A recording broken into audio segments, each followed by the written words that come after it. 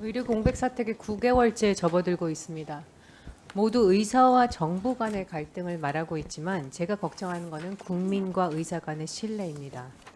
입에 올리기조차 어려운 참담한 언행들이 기동원 증인이 운영하는 플랫폼인 메디스텝에서 계속되고 있습니다. 그것이 언론 통해 보도되면서 국민이 의사에 대한 신뢰가 산산조각 나고 있죠. 허위사실 유포, 모욕과 멸시, 폭력적 행위, 사회적 따돌림, 집단적 괴롭힘, 그 중심에는 메디스텝가 있습니다. 자유롭게 의료 정보를 공유하기 위해 만들어졌죠. 네, 그렇습니다. 네, 근데 본래의 목적을 상실하고 사회의 증오와 적대를 확산시키는 플랫폼이 되었죠. 현장에 복귀한 의사들에 대한 개인정보 유출, 조롱, 모욕, 멸시, 폭력 행위를 즉각 중지시키고 교정해야 될 책임이 있는 운영진인 기동훈 증인은 보안 조치를 강화하고 범죄 행위를 보호하고 있습니다. 이것이 바로 기동훈 증인이 오늘 이 자리에 선 이유입니다. 그런데 대동하신 분을 저희 소혜 씨를 모셨어요. 메디스태프는 원래 의사들이 의학 정보를 자유롭게 공유하고 의학적인 견해를 나누는 긍정적으로 발전했어야 하는 공간이었습니다.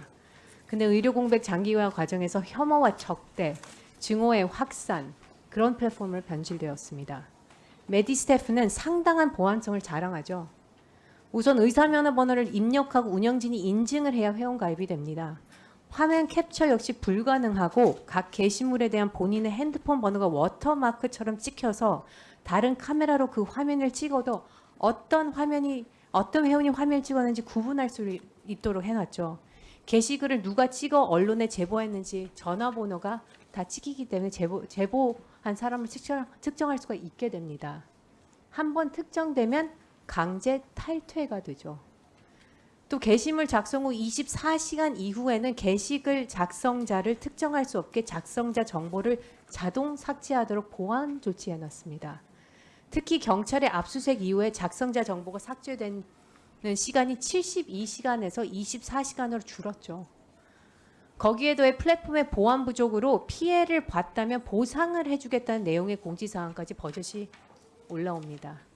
사회적 따돌림, 집단적 괴롭힘을 용인하고 있고 약자에 대한 폭력을 정당화하는 비겁한 행태입니다.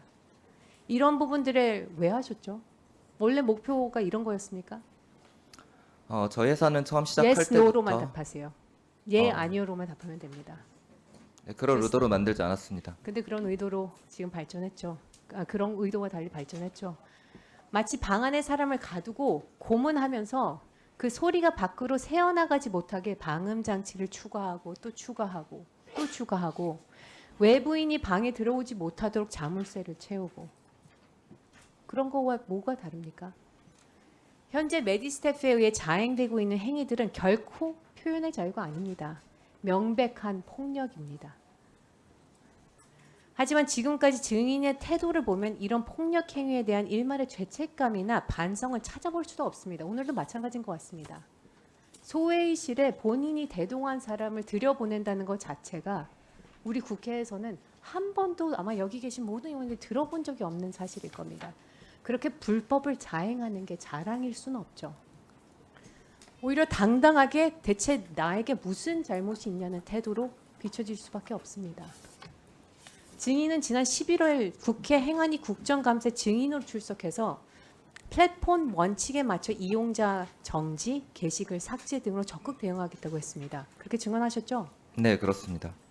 그러면 플랫폼 원칙이 범죄 옹호입니까?